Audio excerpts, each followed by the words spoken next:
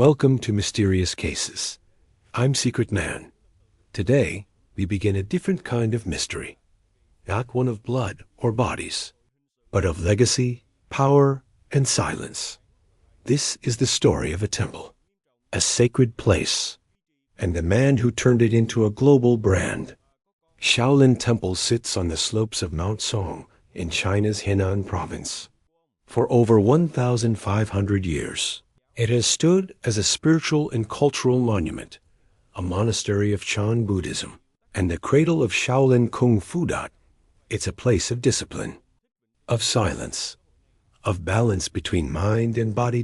Or at least, it used to be, because in the 21st century, the Shaolin Temple became something else entirely, a tourist hotspot, a registered trademark, a multi-million-dollar business.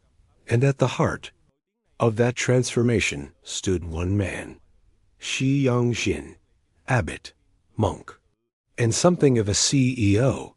Appointed in 1999, Shi Yongxin was not just a spiritual leader. He was a manager, an organizer, a strategist. Under his guidance, Shaolin exploded beyond its walls. Kung Fu troops were sent to perform in New York, London, and Sydney. Brand partnerships were negotiated. A Shaolin-themed hotel was built, and the name Shaolin was trademarked across dozens of countries. Shi Yongxin was hailed in some circles as the CEO monk, the man who modernized an ancient order, who brought Buddhism to the global stage with style, strategy, and a savvy sense of market value. But not everyone saw it that way. Whispers began to circulate that Shaolin had changed, that the soul of the temple had been sold for profit, that the robes were still there, but the silence was gone. Locals complained of skyrocketing ticket prices. Old disciples left the temple, disillusioned, Buddhist. Scholars questioned whether turning a sacred monastery into a commercial empire was anything close to enlightenment. And then, in the summer of 2015, the storm hit. An anonymous letter appeared on a Chinese social media platform. It was long, detailed, relentless. It accused Shi Yongxin of corruption, of fathering children with multiple women, of keeping a mistress in Germany, of turning the Shaolin Temple into a personal fortune machine. Chinese media hesitated. Was it real? Was it slander? The post spread fast, and just as quickly began to disappear. But the questions had already escaped the firewalls. Was the man in saffron robes a fraud? Was China's most famous temple nothing more than a business now? And perhaps most chilling of all, did anyone in power even want the truth to come out? In our next episode, we open the letter, line by line, and follow the trail it left behind. Last time, we stood at the gates of the Shaolin Temple, not the one carved in stone, but the one rebuilt in silence, under the watch of a man who turned monks into managers and peace into profit. Tonight, we open the letter that threatened to bring it all. The post first appeared in July 2015, published on a Chinese site under the name Former Shaolin Disciple. It wasn't written like a rant. It was clinical. Almost like a report or a dossier. Its target was clear. Shi Yongxin, abbot of its contents. Explosive. The letter accused him of living a double life, one of robes and rituals by day, and corruption and lust by night.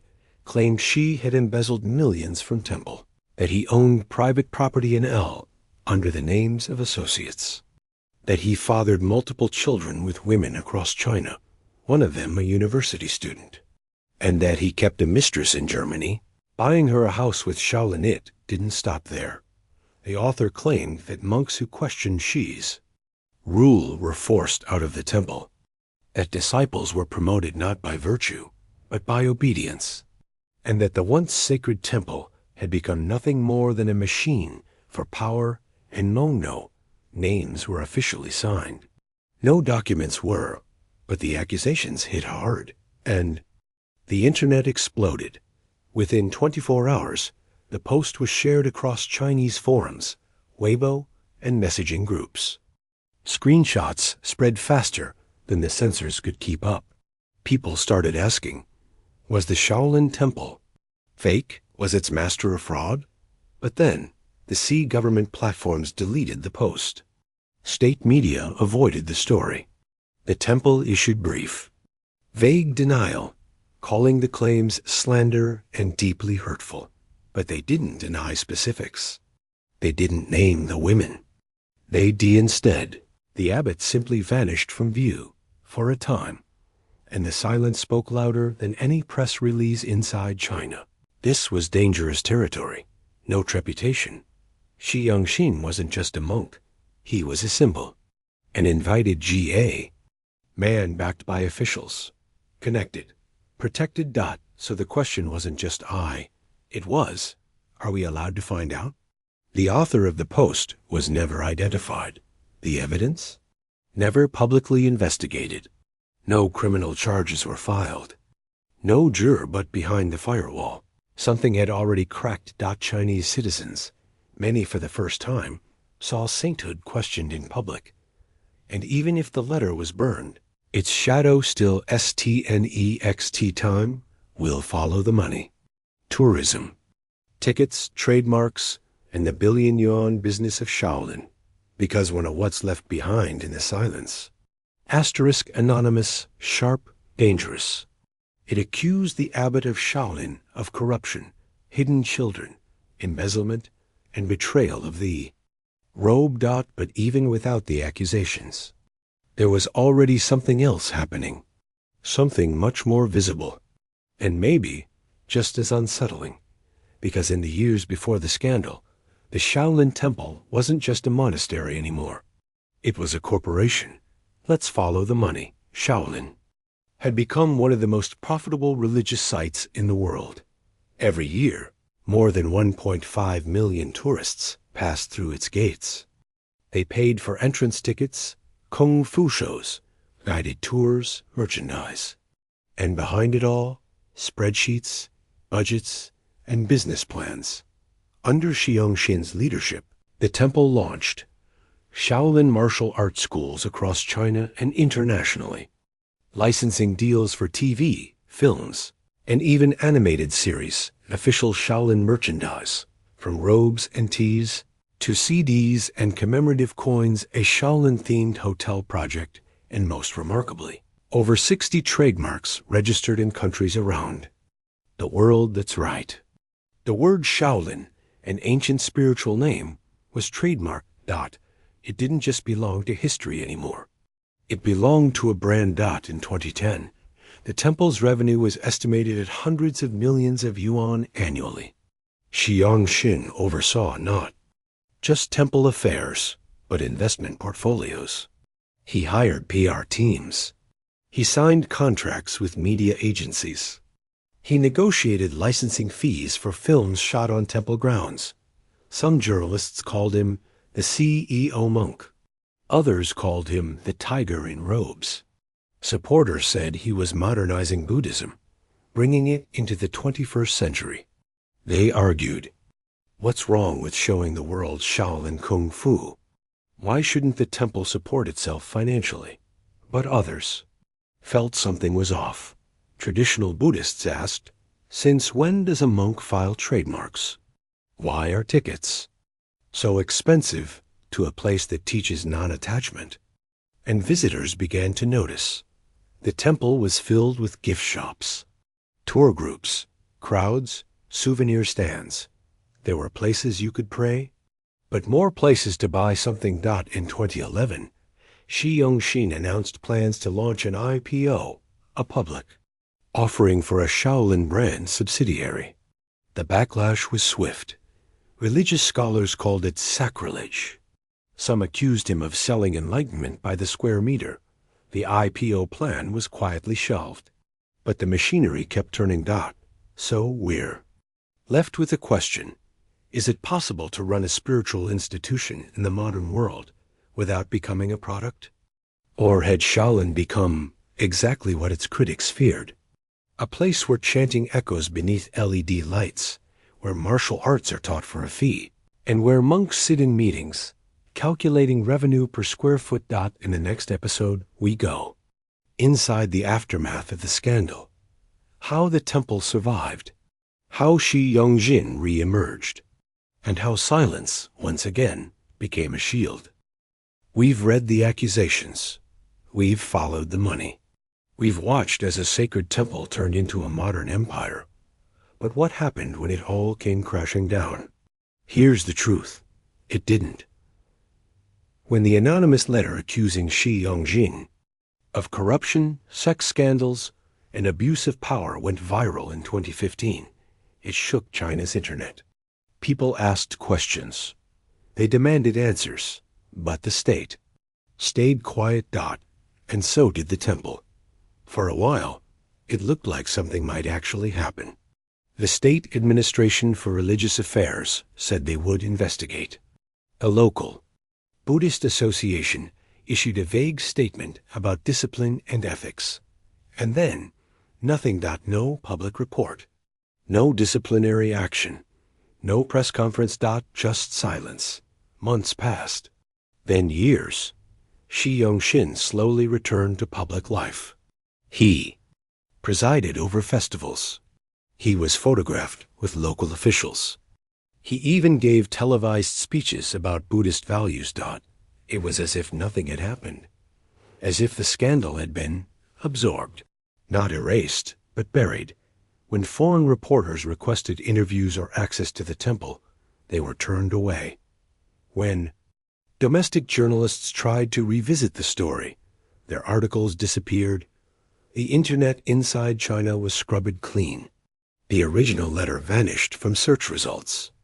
Mentions of it were blocked, redirected, or filtered by algorithms. But outside the firewall, the question still lingered. How could an abbot accused of embezzlement and secret families continue to lead one of China's most sacred monasteries? Why was there no formal investigation outcome? And more importantly, what kind of protection did Shi Yongxin really have? Some said he was untouchable, that his political connections ran too deep, that the state needed Shaolin not as a religious institution, but as a symbol, a success story, a soft power icon, a weapon of global cultural influence. And so, the scandal didn't collapse the temple. It didn't even bend it. It was simply swallowed. By silence, by censorship, by time. But in that silence, there's something chilling, because scandals don't always end with a fall. Sometimes they fade. Sometimes the system around them holds too strong. And the deeper truth, whatever it was, becomes just another story you're not supposed to ask about. Shi Yongxin never directly answered the accusations. He didn't have to, because the truth in systems like these isn't determined by facts. It's determined by who controls the microphone. Next time, in our final episode, we return to where it all began, the mountain, the myth, the monk, and we ask one last question. What remains of a temple when its silence speaks louder than its teachings? Asterisk, the Shaolin Temple still stands, it still draws tourists by the thousands. Kung Fu exhibitions still light up global stages. Shi Yongxin still sits as abbot, and the money still flows. The scandal, the letter, the accusations, they faded into something else. Not truth, not lie, just quiet. But that's the strangest part of all, because what we're left with is not a crime scene, not a confession, not even denial. We're left with a sacred place wrapped in branding, a spiritual legacy tangled in legal trademarks, and a leader who walks between the ancient and the corporate without ever answering to either. When the scandal broke, many believed it was the end of Shi Yongxin, but endings are rarely that clean. There was no collapse, no trial, no verdict.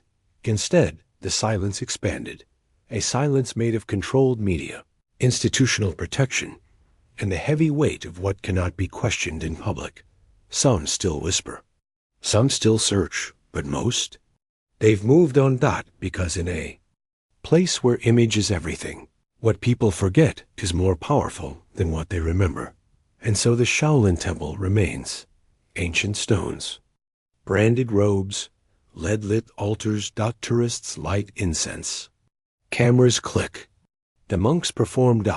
And somewhere in a closed office, the next deal is being negotiated. The teachings speak of emptiness, of non-attachment, of truth found in silence. But this silence feels different, not spiritual, not sacred, just cold. We don't know if Shi Yongxin did what he was accused of. We may never know, because truth, in stories like these, is rarely the point. It's what's left when the noise dies. Down, when the posts are deleted, when the reporters are gone, and the robes are still ironed, pressed, and ready for the next photograph. Thank you for walking through this story with me. One temple, one scandal, no justice, no clarity, only echoes. I'm Secret Man, and this was Mysterious Cases.